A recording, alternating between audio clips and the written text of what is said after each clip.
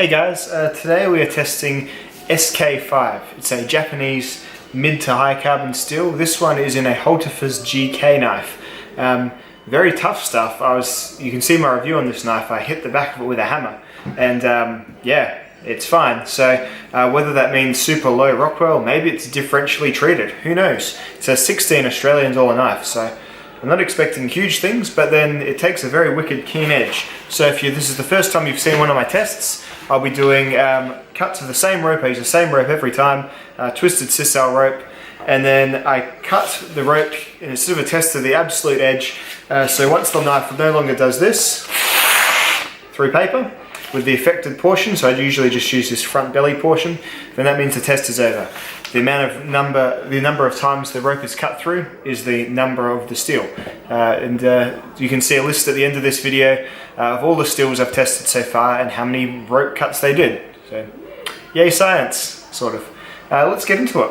What I've done is I've put a work sharp kitchen knife guide edge on this knife. So this came with a Scandi and then a V-ground bevel. So I've taken that V-ground and run it through a work sharp on a 20-degree guide. So it's now no longer a V, it is now a convex, which is a great working edge, not so great for absolute sharpness. So every knife I've tested has the same edge, so that's just what I found so far. Anyway, without further ado, let's get into it.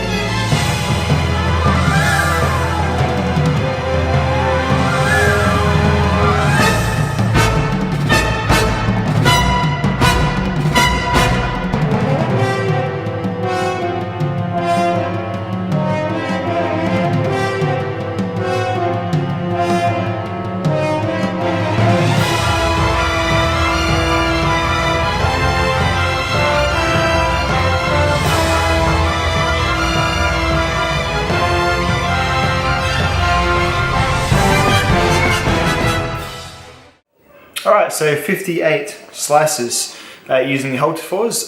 Felt very suddenly dull at about the 53-ish mark. Did okay, and then needed more than a couple of goes to get into that paper. So I called it 58, so that's fine for a really cheap carbon steel. It's about 10 under, 10.95, which in the grand scheme of things isn't huge.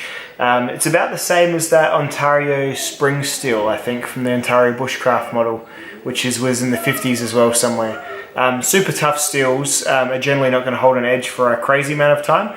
I think if you put like a full Scandi on this, it might last a little bit longer. The thing about convex is it makes a great working, so I could force this through rope heaps more times.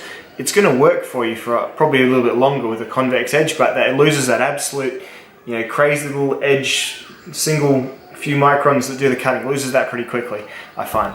So anyway, Hultafors SK5, 58 cuts, and that'll be the end of the test for today. Thanks for watching, dudes, and I'll see you in the next video. Bye!